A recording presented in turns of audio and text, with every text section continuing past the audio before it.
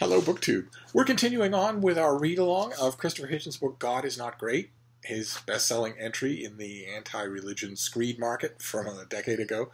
I'm doing this read-along with David Murphy. I'll leave a link to his channel down below. And we're doing it in an unconventional way. We're nodding just a bit to the huge cachet that Hitchens has had, the huge impact that he's had, by reading this book chapter by chapter.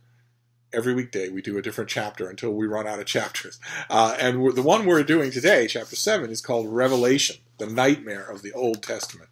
And I have commented before that Hitchens' style, if you want to call it that, in most of the chapters that we've read so far, is a kind of careening from subject to subject, alighting here, making a few one-liners, alighting over here, making a few one-liners. Both David and I have commented on the fact that a lot of times the summaries that support those one-liners and the one-liners themselves are ill-informed, sometimes even uncomprehending, and often just partisanly rabble-rousing. And the subtext when I make those comments, I'm sure that David as well, is that a lot of that kind of thing has been done much better by other people. And maybe we're going to run out of chapters before we run out of days in August. Maybe one of the things we should do in one of those days that doesn't have a chapter is for David and I to sort of give you some alternatives to God is Not Great. He started to do that a bit on one of his videos, but I'm talking about books and videos, authors to turn to, stuff like that. I would say that we should consult about that and see if maybe that's something we want to do, but we aren't consulting in this read-along. We aren't consulting at all. I don't have any idea what he's going to say about each chapter until I watch his videos. But that style, if you want to call it that I have been commenting on in Hitchens' previous chapters, actually becomes a strength in chapter 7. Because Hitchens has two main points about organized religion, and let's be honest here, he's mainly talking about the Abrahamic religions in this book. He doesn't appear to know much about polytheism, for instance, or about ancient polytheism, and not to care much either. The point that he makes is that the religious, no matter what they might say about the great beyond, always seek to accrue power in the real world, and that is clearly the basis for his animus against this entirely. The one thing the one thing that Hitchens was throughout his entire life was a dedicated foe of bullies, to use the infantilizing word of the 21st century. Now, he could be one himself, that is always the case, but he hated monumental authoritarian power, hated it. Even when he came to its defense, he hated it. We can get into, when we do Hitchalong next year, maybe we'll deal with the Iraq War. But the two main focuses of his attack on organized religion is, one, that it's man-made, that it's obviously created by humans, that there's no breath of the divine here at all, and two, that it largely works evil, that it's largely a force for evil in the world, and that once you know part 1 and part 2 together, the scales will fall from your eyes and suddenly you will see all of this for the puerile nonsense that it is. Those two main obsessions with the evils of religion, that it's man-made and that it is mostly iniquitous, could not find a better breeding ground anywhere than the Old Testament.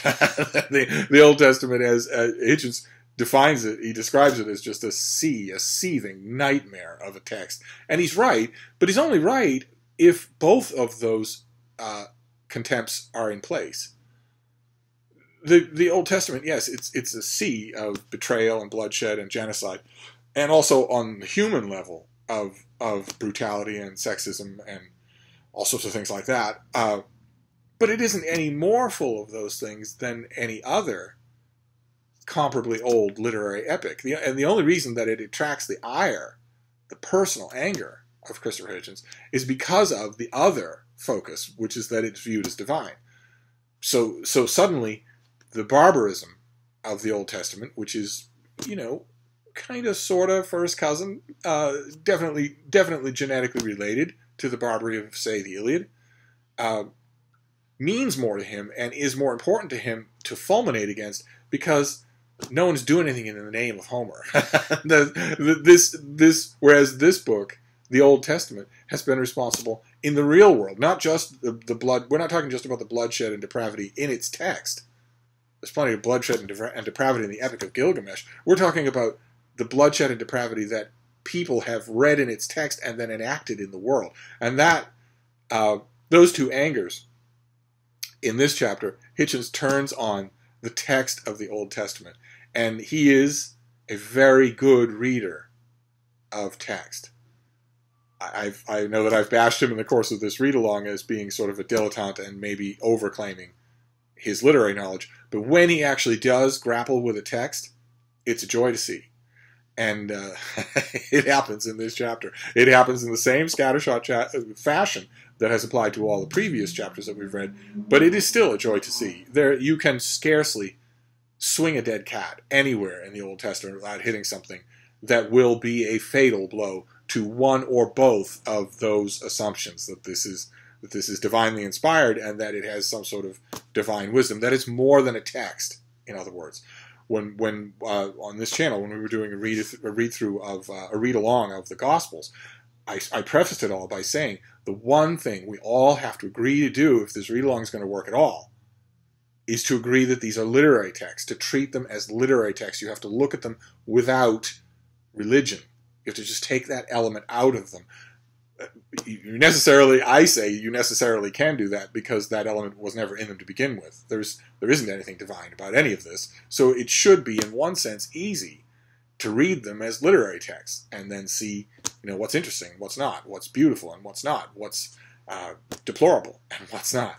And Hitchens does that in this chapter, and he just blasts away in all directions. And really, the chapter could be the whole book. You can go on. People have gone on at enormous length, just demolishing the Old Testament. It doesn't seem to do any good at all. I was talking just the other day with a young religious person. He was probably 20, 22, something like that. And I was telling, we got onto the subject of religion, and I was telling him, well, it's just an ancient Near Eastern text. We have plenty of them. It's fascinating in its own way. It's obviously connected to quite a few of the other ones that we have. It isn't divine in any way. If you say that about it, you put a burden on it that it can't possibly meet.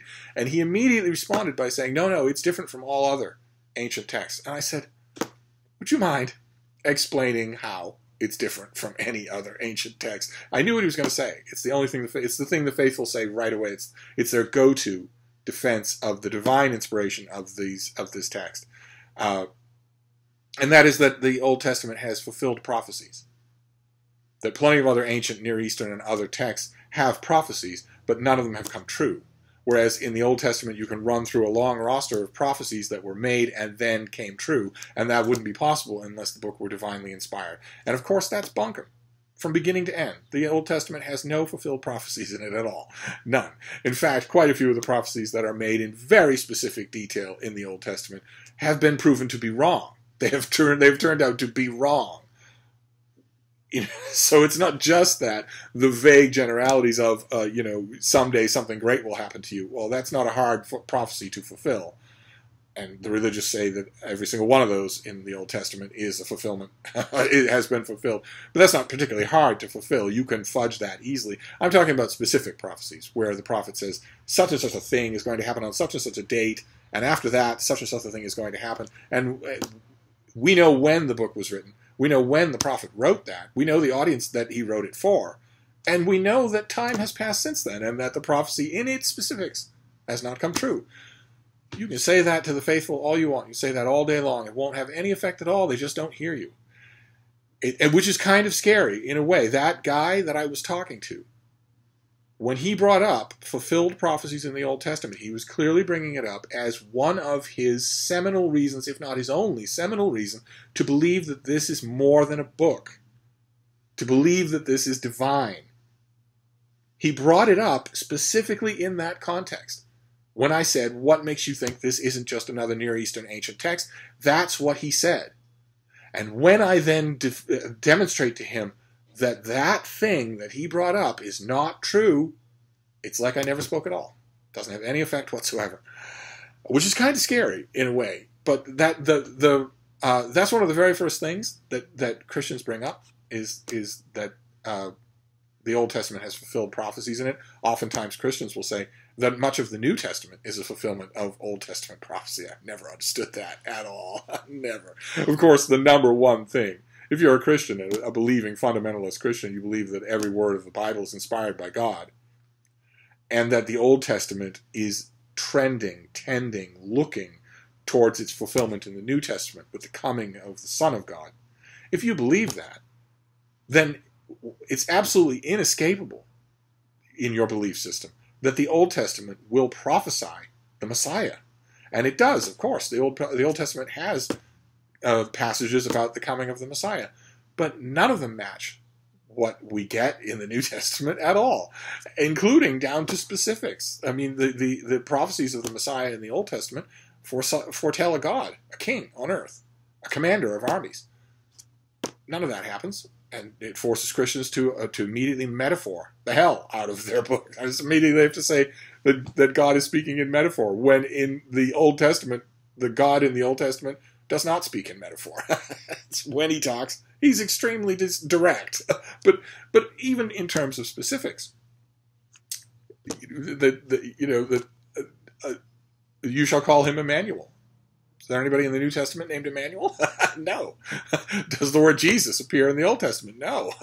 It's just, there's no way that you can point this out to the faithful, but unless they're ready, they're not going to hear it. They're just not going to hear it. That kid that I talked to brought up fulfilled prophecies as a reason why he believed the Old Testament was divinely inspired. I point out to him 4 different prophecies. Here is what it says on the text. Here is what we can see in history. It did not happen. So, the exact opposite of what was prophesied happened. Look what you have to do in order to square that circle. Here you are saying, well, you know what God really meant. Anyway, my point is, the Old Testament is full of stuff like that. Stuff that is either obviously folklore, obviously mythological, or iniquitous, or both. So there's a rich pickings for Hitchens to bash on in this book, and he does. He centers a bit briefly on the Old Testament, or on the Ten Commandments. It was a favorite hobby horse of his. He actually did a whole lecture on the subject that goes into greater depth. One of the rare things he ever did in public that went into greater depth than the mention in this chapter. And I believe that lecture is on YouTube. If you type in Christopher Hitchens and Ten Commandments, you'll get it. It's a good use of your time to watch it. It's an extremely different Christopher Hitchens than you will see, for instance, in debates. It's very controlled. It's done on a script that's right in front of him. That's very important. He doesn't extemporize much. Oh. Hi, baby. What you doing? Oh, hi, baby. I'm talking to you. I'm talking to BookTube. They're gonna like seeing you. Oh, hey, baby. Here's the baby. All right, pay attention. Hitchens centers on the Ten Commandments. Another one that he could have centered on that I wish he'd spent more time on in this chapter is one that I also get all the time. Not just even from Christian faithful, but from everybody. It's amazing to me. It's always amazing to me when, for instance, I'm reviewing a book, a religious crackpot treatise by some, crackpot bank clerk who decides God talks to him on the weekends or whatever. Invariably, in the course of that book, books like that, the author will make glancing reference or sometimes detailed reference to Noah's flood. And in my reviews, I just dutifully point out, I've been doing it for decades now, that when the author talks about his reliability, he's hurting his case when he talks about mythology like Noah's flood. And you wouldn't believe how many times college-educated editors will leave a comment on my review saying, do you have some factual basis for Noah's flood not being real?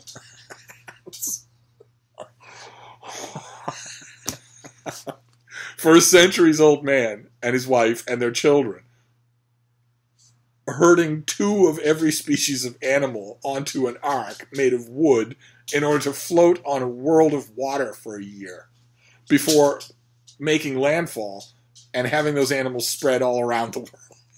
I'm supposed to come up with a factual detail for why that didn't happen. I often want to say, I don't, because I like to be nice to my editors, but I often want to say, well, you know, what about the story of the Greek gods changing people into trees or spiders?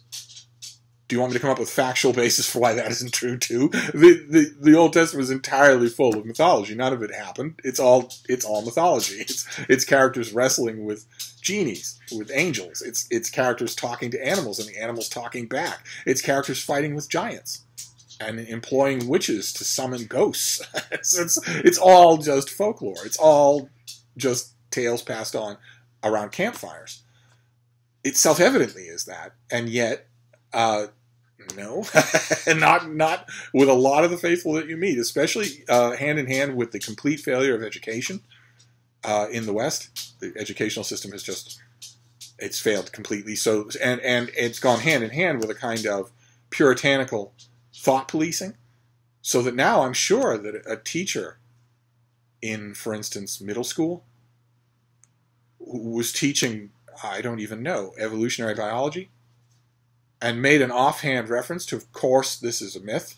Of course, the entire genetic populations of every species on Earth did not dwindle to one mating pair at any point in history. Of course, that never happened. Of course, that is completely contradicted by everything that we see around us and everything that we see in the fossil record. I'm sure if a teacher made even a passing reference to that, some child of fundamentally religious parents would tell their parents, and the parents would sue, and that teacher would lose his job. I feel certain that's the case. So that the teachers don't say that anymore, which explains why 20-something, 30-something editors in New York can leave me a message asking, do I have any factual information that I can give them to buttress my claim that Noah's Ark didn't happen?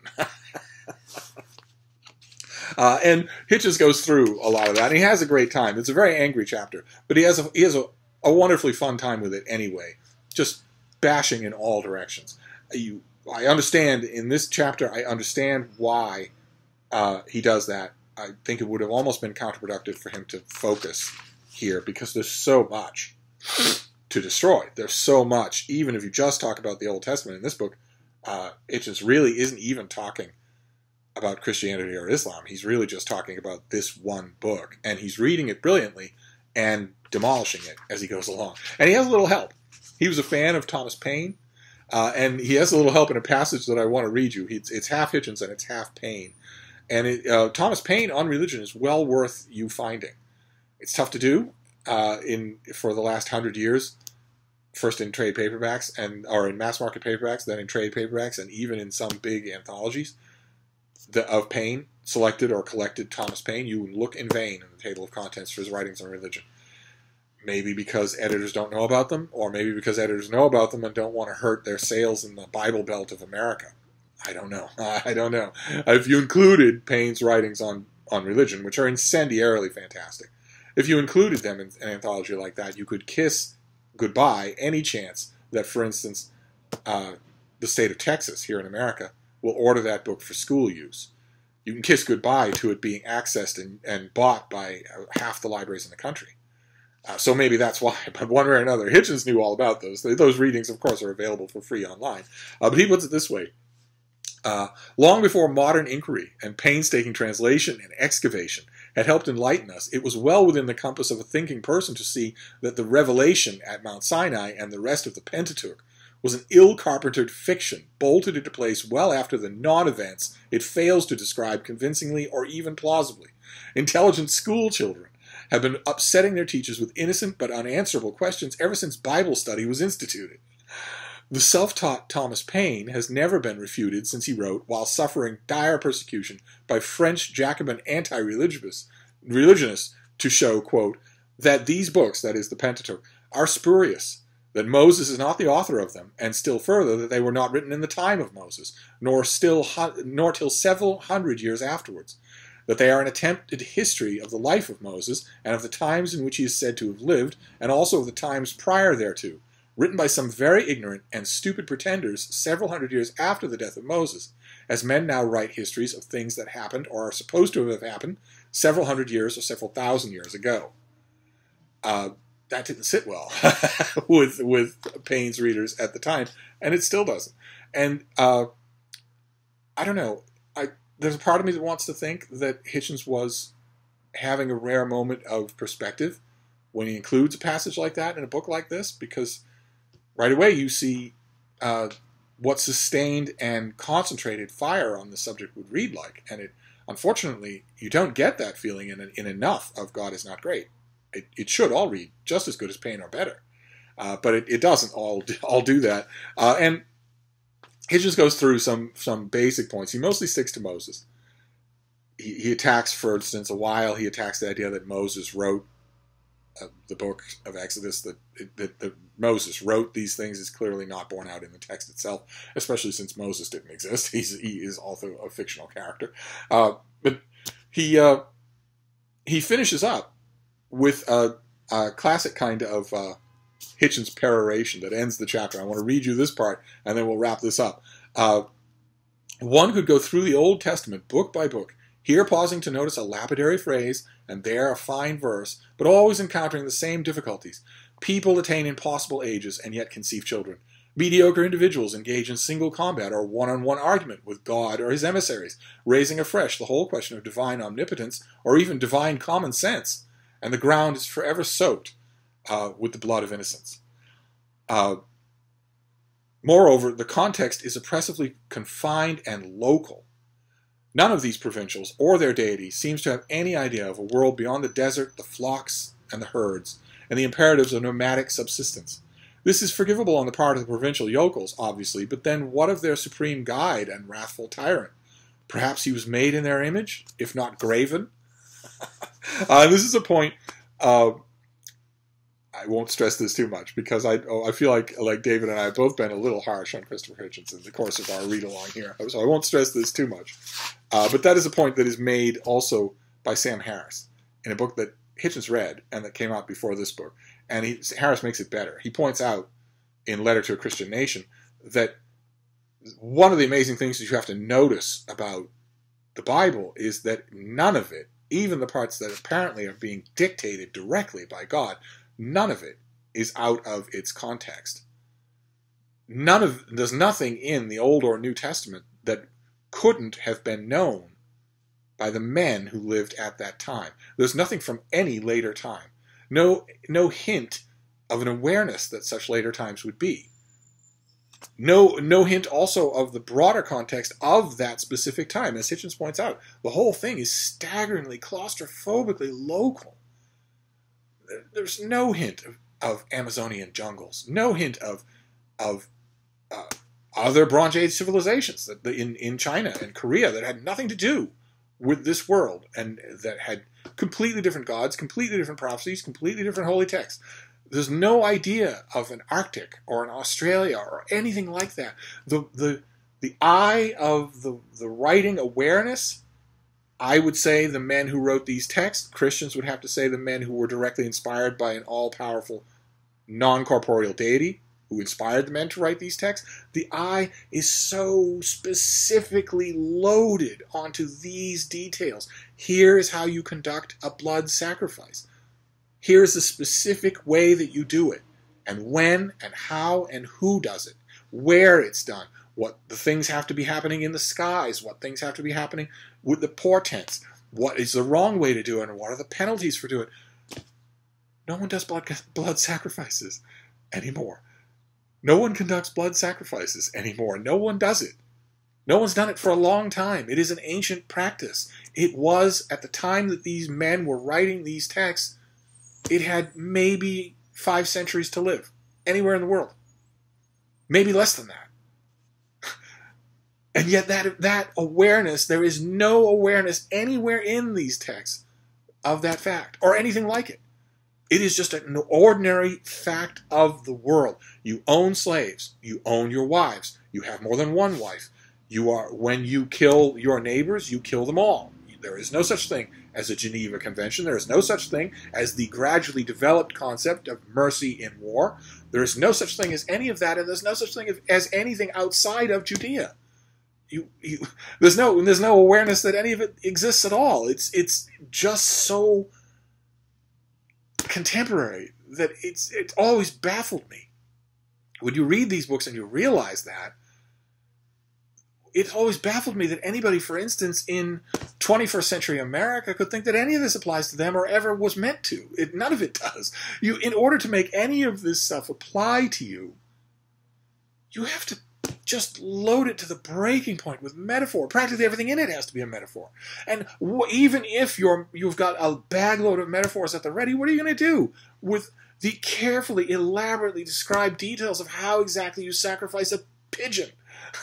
There's nothing in that metaphor can carpet over. There's nothing that you can do with that other than just say it was a different time, it was a different place. But the mind frame, the conversational tone of those passages in the Old Testament, and there are so many of them, the conversational tone of those passages is that this has always been and always will be.